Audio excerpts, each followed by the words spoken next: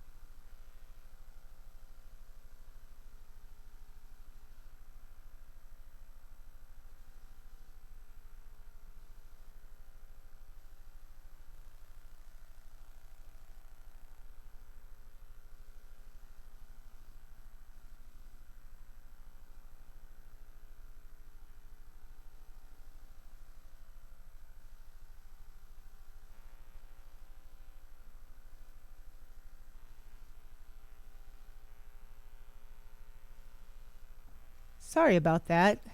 Now you can hear me. Here we go. Oh my gosh. Like I said, the producing part of it gets the best of me. So now everyone can hear me. Let me start over. Thank you for listening to KPOG 102.9, Temple Building from the Inside Out.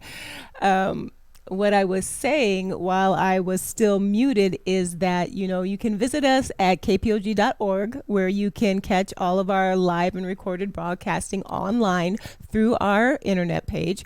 Or you can also download the KPOG app on your smartphone and carry us with you wherever you go. And why is this important?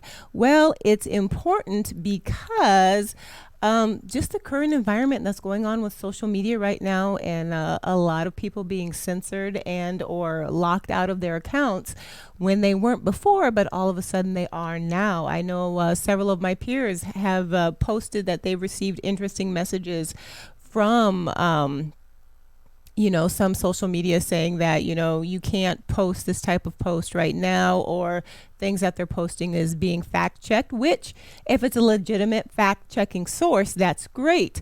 But now we're starting to learn that some of the fact checking services that are being used for social media are not so legitimate, from the perspective that they're being paid by the same sources that they're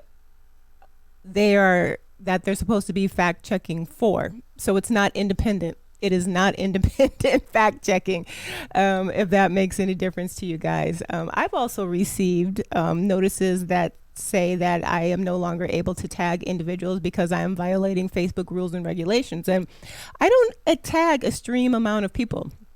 I don't. I tag a few that are my regulars that I think might be interested in what I'm going to be talking about on a given show. But I don't even understand why I'm getting these messages all of a sudden, or how the rules and regulations have changed so drastically, especially when I know that there are people that tag 2 to 3 to 4 to 5 times more people than I do on their posts, and they're going on about their merry way. So long story short, just saying, if there are personalities that you like to follow, check to see if there are alternative routes to being able to gain access to their information if Facebook is no longer a source for you. So anyway, got that out of the way, rant over.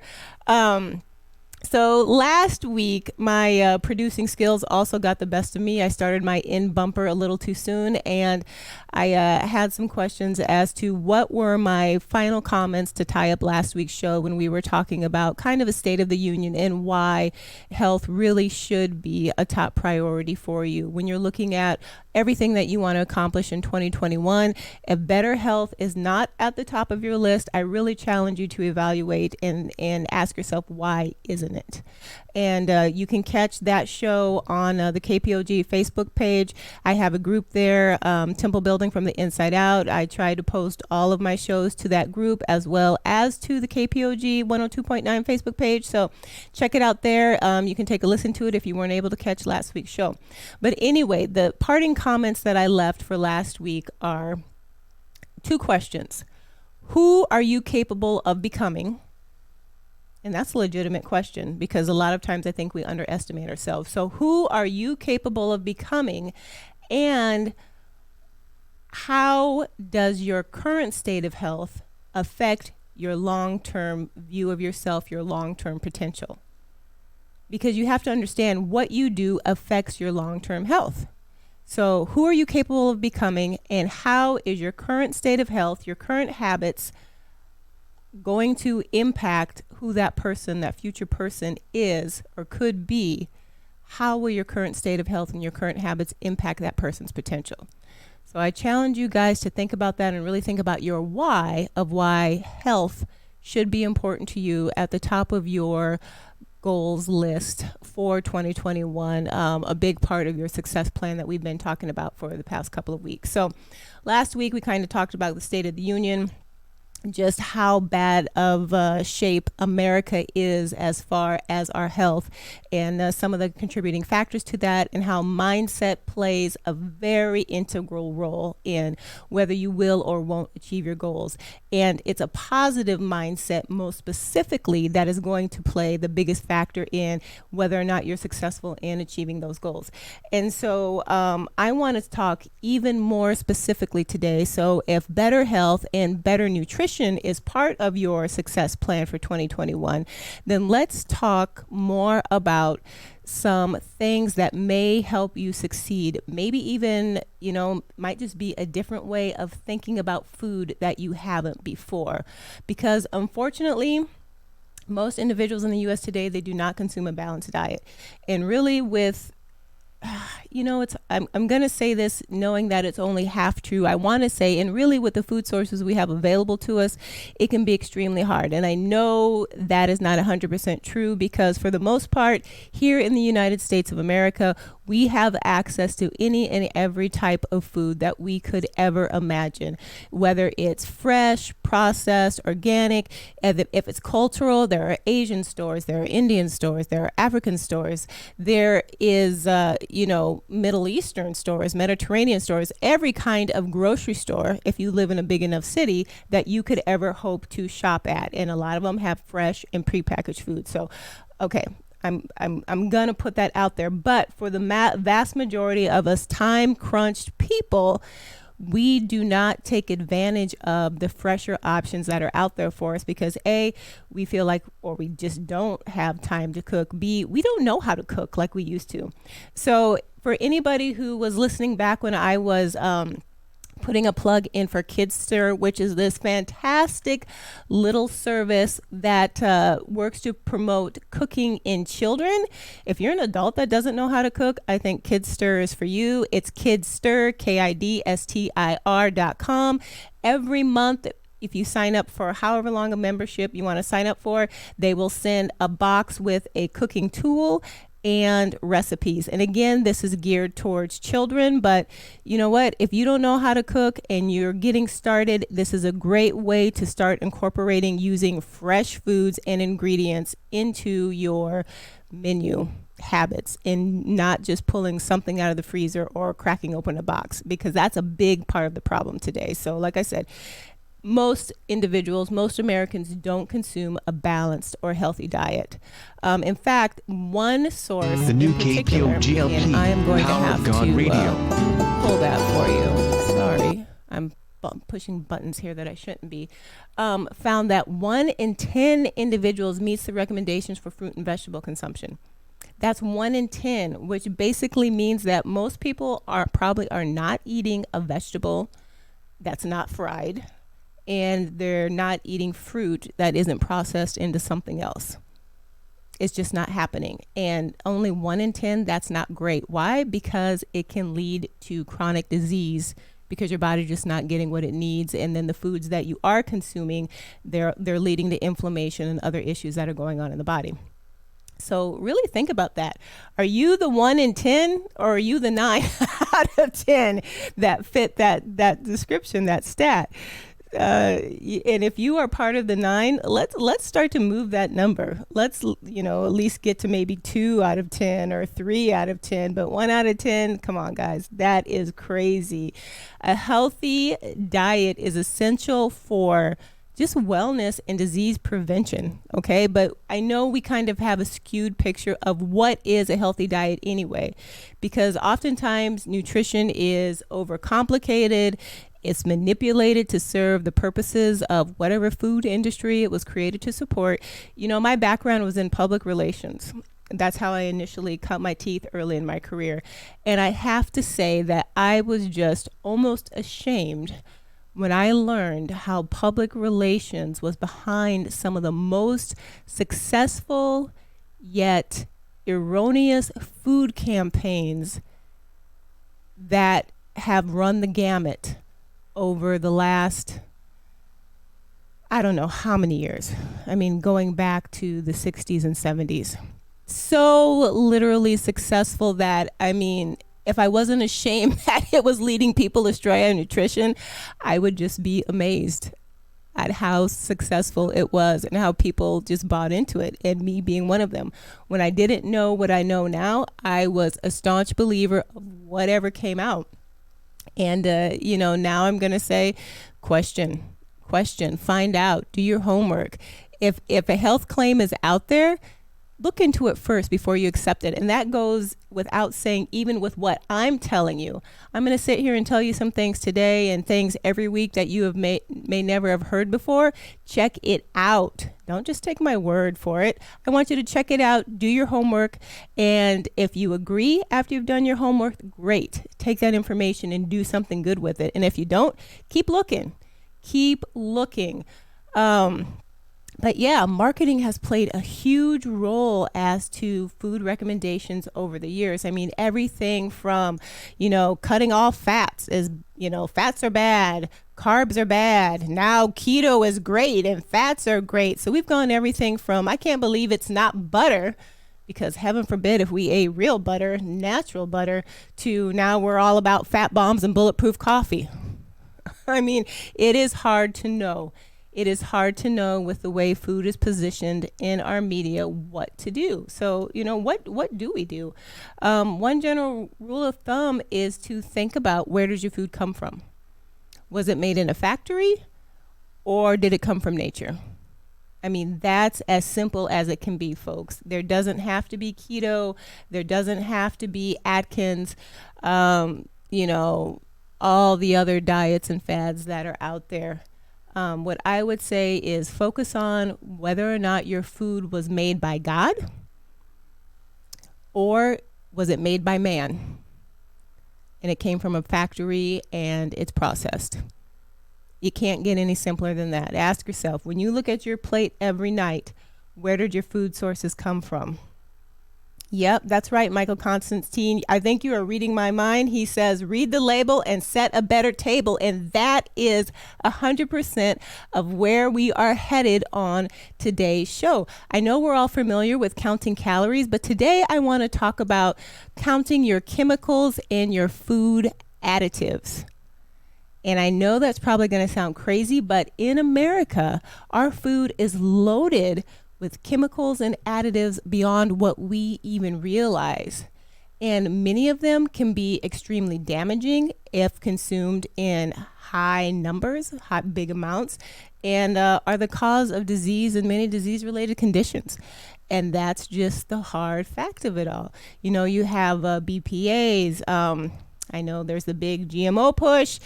I used to work for a GMO company. Eek. So I've seen the science on both sides of that equation, and that's, I don't know, there will be those that disagree with me, but I think that's a more complicated conversation than what we give it credit for being. There are phthalates, just a lot of different additives that we're not even paying attention to on our food labels. And that's exactly what our friend Michael is getting to. If you want to be able to really get down to the nitty gritty is of whether or not your food is working for you as hard as it could be, then I'm going to challenge you. Yes, we want to know what our intake is because over excess of calories is what leads to storage of fat. Okay, we got that. We know that's what happens, but also let's think about what's going in our food. Let's start counting the chemicals and the additives and having an understanding of how that's reacting in our bodies and if it could potentially be leading to weight gain or other health issues that we're just not even thinking about. And it all comes down to, is it God-made or is it man-made?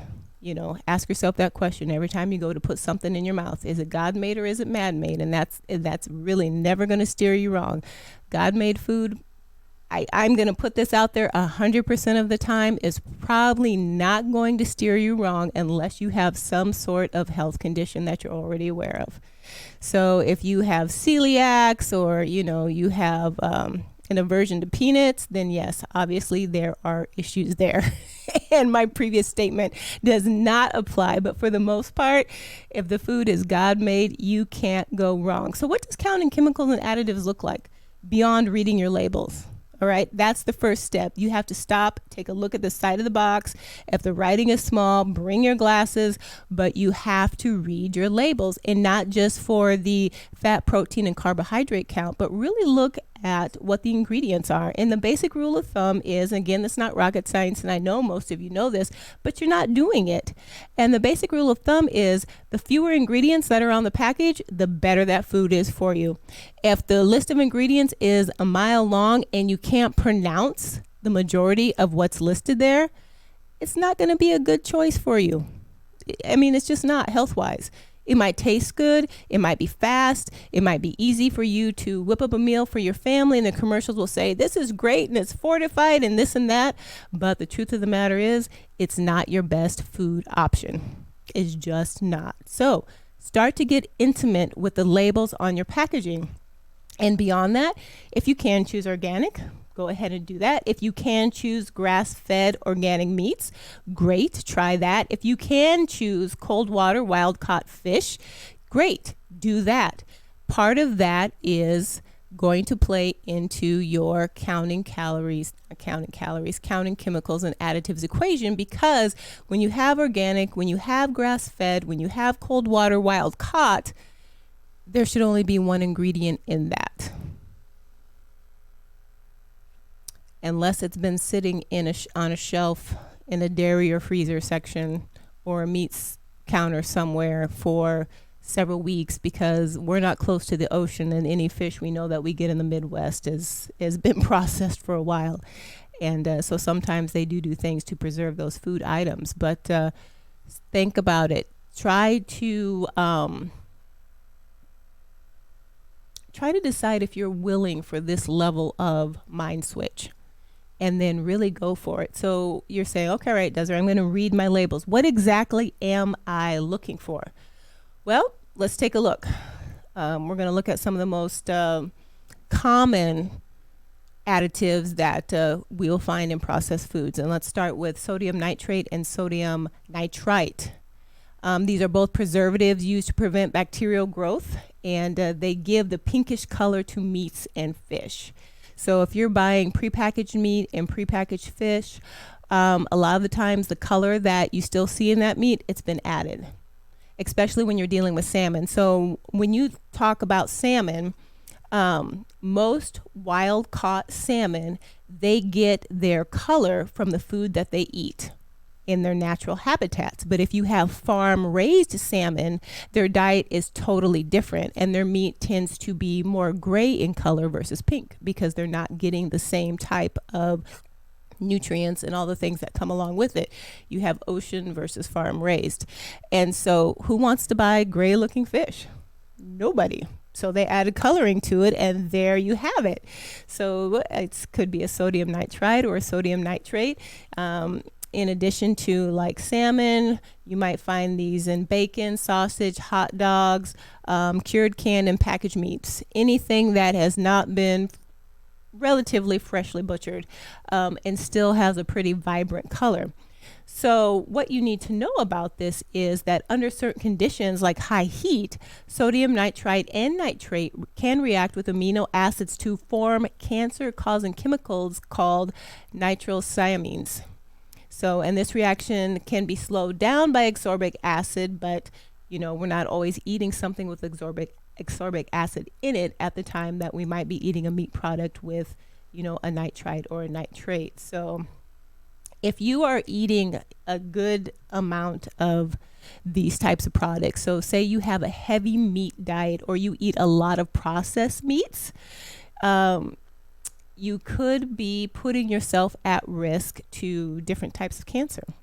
All depending. Research is starting to show that the sodium nitrites and nitrates are linked to a higher risk of stomach cancer, breast cancer, bladder cancer, just to name a few. So, you can still eat it, but if it's all you're eating and you are accumulating high amounts of this in your system, it could be harmful. So instead of eating more of the processed meats, the lunch meats, hot dogs, sausages, those sorts of things, try to stick with more fresh meat if you are able to do that, nuts and eggs, so on and so forth for your protein sources. So that's sodium nitrite and sodium nitrates. There's also partially hydrogenated vegetable oil. You guys know what this is. And if you don't, it's oil that's manufactured by forcing hydrogen, I should say it's a fat that's manufactured in the oil form by forcing hydrogen gas into vegetable fats under extremely high pressure. And then one of the unintended results of this were trans fatty acids. And food processors like this because this fat was very low cost and it was very stable, which means it had a long shelf life. But since then, there's been a big hullabaloo about trans fats, and many of them have been outlawed. So we don't even really need to worry about that anymore. But there is a loophole. There is a loophole in the FDA's labeling requirements, which allows processors to add as much as 0.49 grams per serving of trans fats into their food products and still claim 0 in their nutrition facts. And, that is something that when you become acquainted with reading your labels, the next step is researching what are the requirements, what are the reporting requirements for food processors to follow in including information in a food label. Because sometimes you might see something that says 0, but in all actuality, it's not 0. It just falls below whatever the minimum requirement is. And so they can still claim 0 of whatever that particular ingredient is, like this trans fat number that we were just talking about. And so margarines, pastries, frozen foods, cakes, crackers, soups, cookies, fast food items, non-dairy creamers, all potential products that, even though trans fats have been pretty much banned, and you'll see a lot of food package marketing that says, no trans fats, there still could be some trans fats in there. And restaurants can still use artificial trans fat in their food as of now, but that's also a rule that's looking to be changed by the World Health Organization. So you just got to kind of keep that in mind. Just because you think something is not being used, doesn't mean that that's 100%. It's either, not being used and or being used very minimally. So you just got to kind of keep that in mind. And I guess it just really all depends on how important the trans fat question is to you. Let's talk about food dye. So we have yellow number 5 and yellow number 6. And these are the second and third most common food colorings, respectively. You're going to find them in cereals, pudding, bread mixes, beverages, chips, cookies, condiments, some of our favorite snacks. and it's not a good thing. Several studies have linked both dyes to learning and concentration disorders like ADD in children. In fact, Norway and Sweden have already banned the use of these artificial colors. And in the rest of the EU, foods containing these additives must be labeled with the phrase, may have an adverse effect on activity and attention in children. Yellow number 5 is also known to cause allergic type reactions like hives in a small portion of the population. And, that's another point that I do want to bring out is that there are several food ingredients still being used in the United States that have been banned in other parts of the world or have to be actively labeled beyond just the ingredient list. And so the U.S. is really lacking in our transparency of food ingredients and additives. So, that's something else to be aware of too. While we're talking about dyes, let's talk about blue number 1 and 2. These are synthetic dyes that can be used alone or combined with other dyes, clearly to make different colors. So anything that's blue, purple, green, your beverages again, cereals, candies, icing, there you're going to have your blue number 1 and blue number 2, along with your yellow number 5 and yellow number 6. Both of the blue dyes have been loosely linked to cancers in animal studies, and the Center for Science in the Public Interest recommends avoiding them. So if your kiddos typically like the very colorful cereals, you might want to start avoiding those and transitioning them to something else to cut down on these extras, because it's basically all about the eyes, right? We eat with our eyes and also with our nose, our senses. But, we want to eat things that look good. And if it's colorful and bright and fun, that's what we want. I mean, what kid wouldn't like Fruity Pebbles versus Raisin Bran? I mean, seriously, how attractive is Raisin Bran when you stack it up next to something that's like 6 different colors and, super sugary sweet? Although Raisin Bran has some of the highest sugar content of the cereals out there, largely due to the raisins that are in it. But that's more of a natural sugar and a talk for another day. So moving on, let's see, where are we sitting? We're sitting here pretty good on time. Sodium phosphate. It's an additive made out of sodium and phosphates, and it's used to keep meats moist and tender during storage. So again, sausages, lunch meat, and other processed meats, hams, and canned fish. So even though phosphates are necessary in our diets, too much can be more easily absorbed into the body, and then it can seep into the blood and increase the risk for heart disease.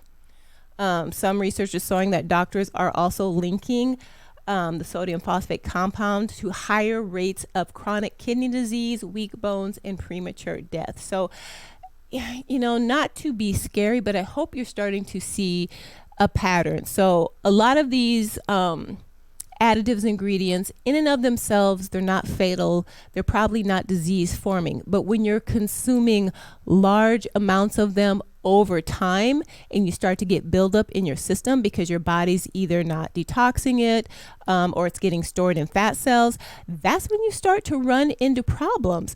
And you might say, well, I don't eat a lot of, this or that. But think about it. Say you wake up and you have a processed bacon or sausage product, and then you have a lunch meat sandwich, and then, you had a cookie, a muffin, or who knows what else.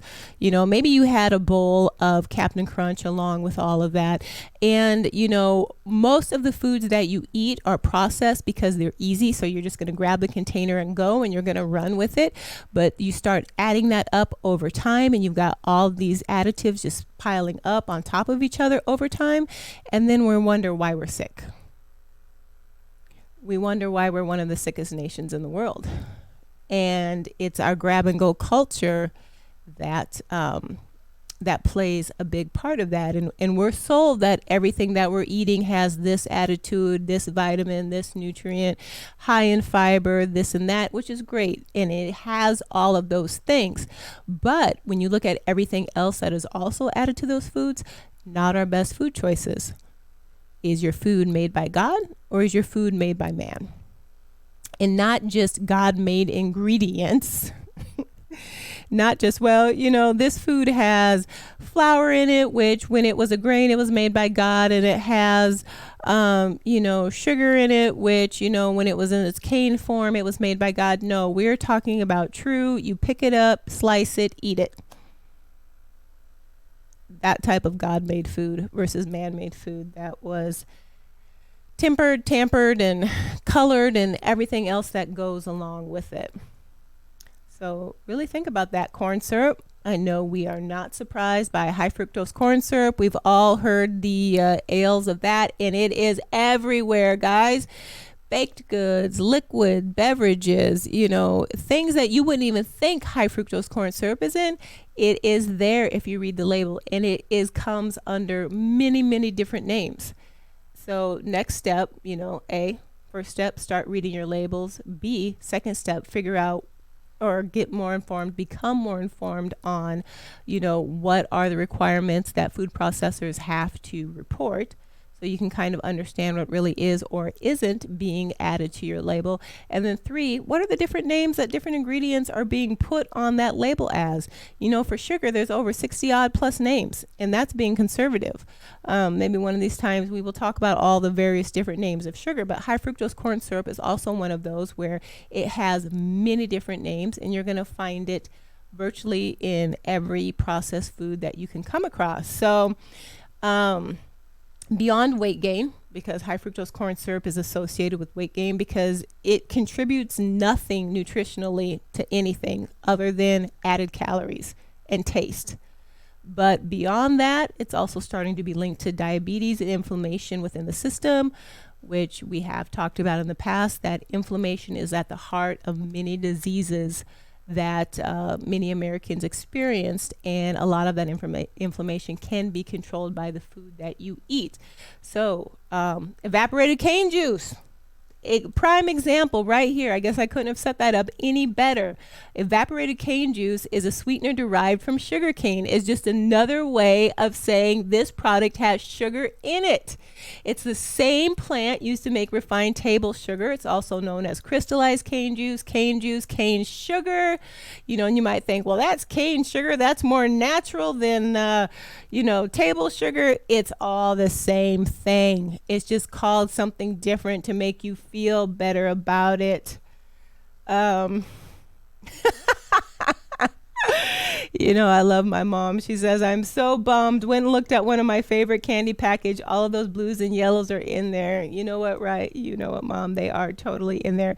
And I haven't even gotten to the red dyes yet. So you're about to be totally bummed. So red number 3 and 40. So why don't we talk about that while I'm on the topic? But reds number 3 and 40. These are where you get your cherry red and orange red colors. Red 40 is the most widely used dye in American food. So you're going to find it in fruit cocktail, candies, chocolate cakes, cereal, beverages, pasties, not pasties, but pastries, maraschino cherries, fruit snacks, the fruit roll-ups, the mozz, all of that stuff. And actually, believe it or not, the FDA has proposed a ban on Red 3 in the past, but so far the agency has been unsuccessful in getting that ban to go forward. So evidently, Red 3 was linked to thyroid tumors in rat studies. So the FDA was successful in having the liquid form of the dye removed from external drugs and cosmetics.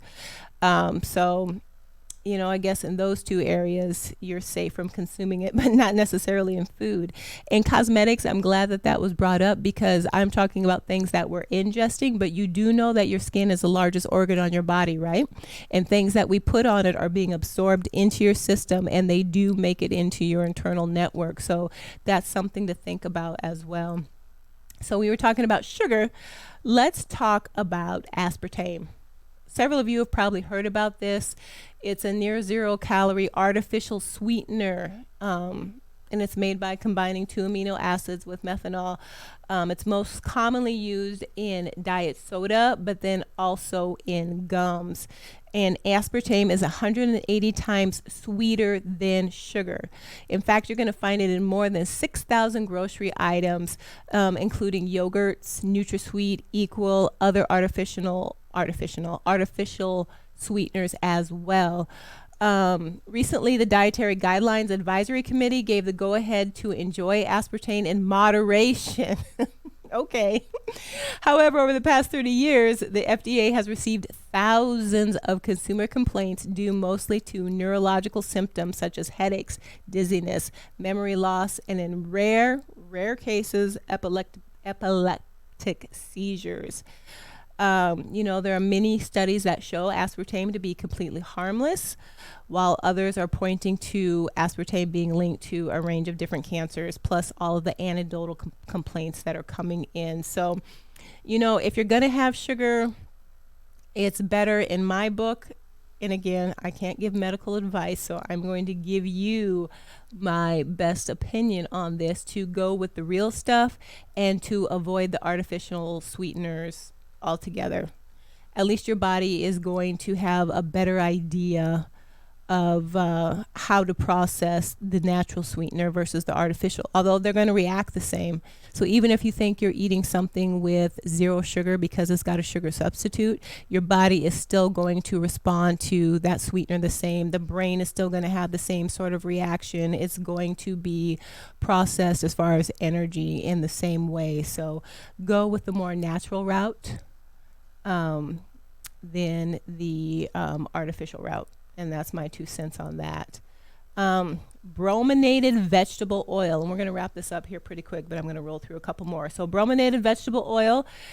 You know what? This little doodaub here, it's a flame retardant used in rocket fuel that just so happens to also make a handy beverage emulsifier. So when vegetable oil joins forces with bromine to create the chemical, which is brominated vegetable oil, it's really heavy. So when it's added to drinks, it prevents flavoring from separating from the other ingredients and floating to the top of the bottle.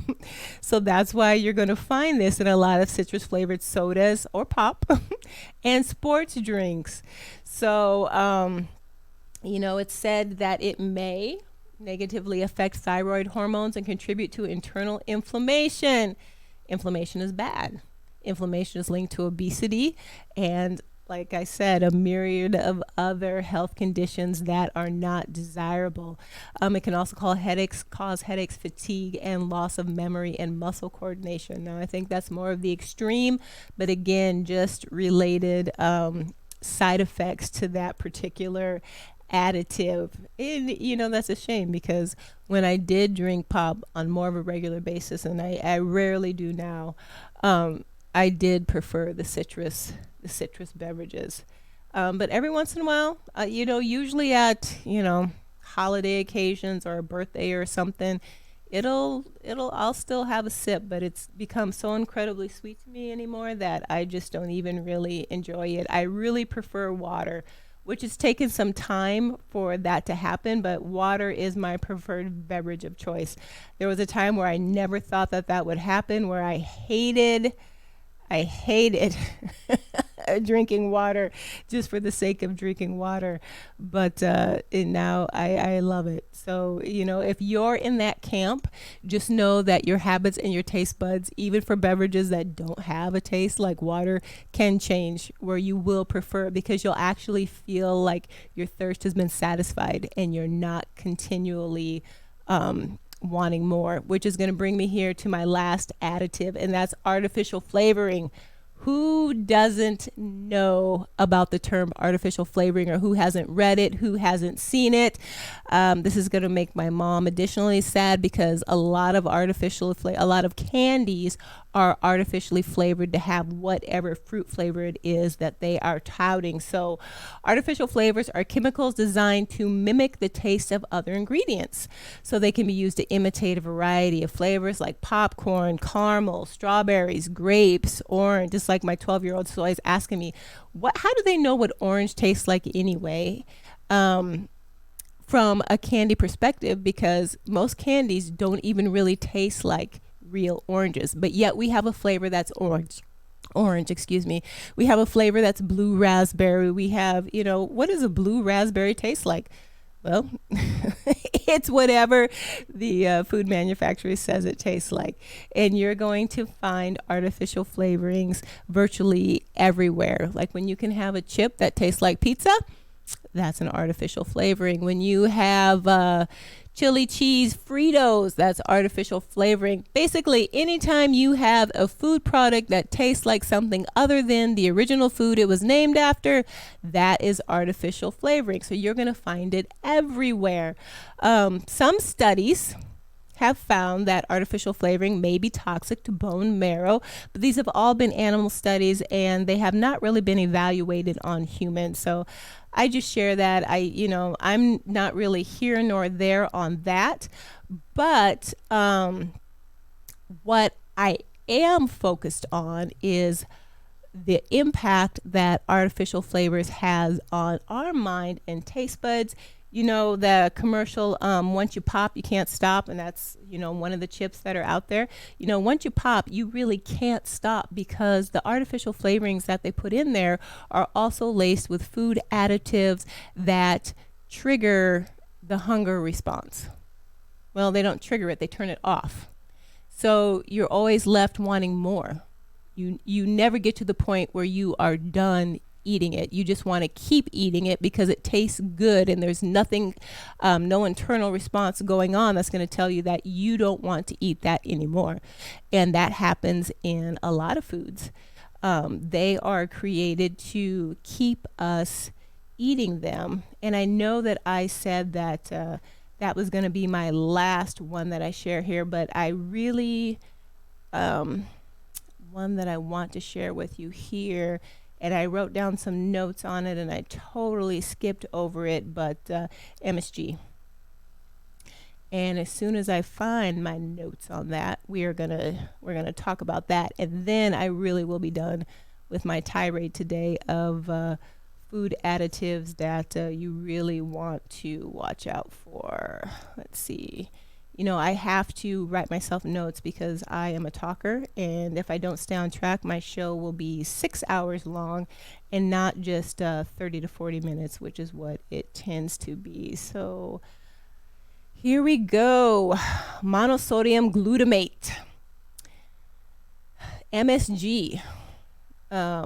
Alone has very little flavor, and exactly how it enhances food, you know what? They don't know, but we like to include it in a lot of our foods. You might see a lot of Asian restaurants that will say no MSG in our foods, but you can find it in chili, soups, chips, foods with chicken or beef flavoring. So studies have shown that MSG injected into mice causes brain cell damage, but the FDA believes these results are not typical for humans. Okay, so don't freak out about that. But again, the FDA does receive many calls of MSG related reactions, complaints such as nausea, headaches, chest pains, and weakness. MSG is used primarily because even though they don't know how it works, it has shown to make food taste better and more appetizing, which increases our desire to keep eating it. And it also blocks the I'm full hormone. So as I was saying, it turns something off and you just want to keep eating. So your brain is not going to communicate to the rest of your body that it doesn't want to eat anymore, that it doesn't need to eat anymore. And so your body just continues to pump out more insulin to deal with all the food that you're consuming. And this is not good. Not good for fat storage, not good for insulin burnout. So MSG, in a lot of areas, they will market that their food no longer contains this, but it's not been banned by any means, although it's become quite unpopular with those who have been paying attention. So just something else to look at, guys. So we've covered a lot of things today. They all have potential drawbacks. Just be educated. Just be educated to make better decisions. That's all I ever hope to set out to do, is to give you guys information to where you can make more educated decisions about the things that you are putting into your body. So we know that natural foods are always better than additive spiked ones, and that some chemicals are far worse than others. Some are going to create reactions that are far worse than others, and it's all going to depend on the person and their sensitivities to what a given chemical may be. So just choose smart. And when you can, choose fewer processed foods. So when you're looking at your success plan and your SMART goals for 2021, maybe one of your SMART goals is that I will make 2 meals a week with no processed food in them at all. And that can be a salad and a protein. It could be a fresh vegetable and a protein. Now, frozen, I don't count that as processed because it's basically just when it comes to vegetables. Let me back that up. When it comes to vegetables, because it's basically the food that's been frozen and bam, there you have it. But again, check the label and see what's there. See what the processing process is. And, I could be wrong.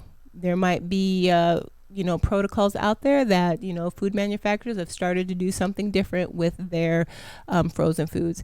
And even canned foods, when it comes to BPAs, sometimes that's questionable too, about the pass along of the packaging to the food, and then we consume the food and we're ingesting chemicals that way. But yeah, try to make the goal that, and if you have a family, make it a meal where you're all eating together. And you're going to do that twice a week, and you're not going to have any processed foods at all in that particular meal, and see how it goes. And the more you learn how to cook, and the more you can make time to cook, food prep will be your friend, but that's a topic for another show, just the healthier that you're going to be. So hope you enjoyed that food for thought. And until next week, just remember, your body is a temple. So let's build it.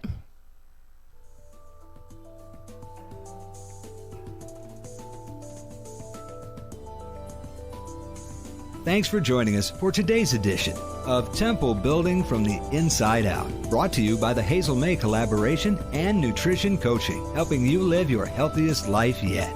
And remember, the thoughts and viewpoints of this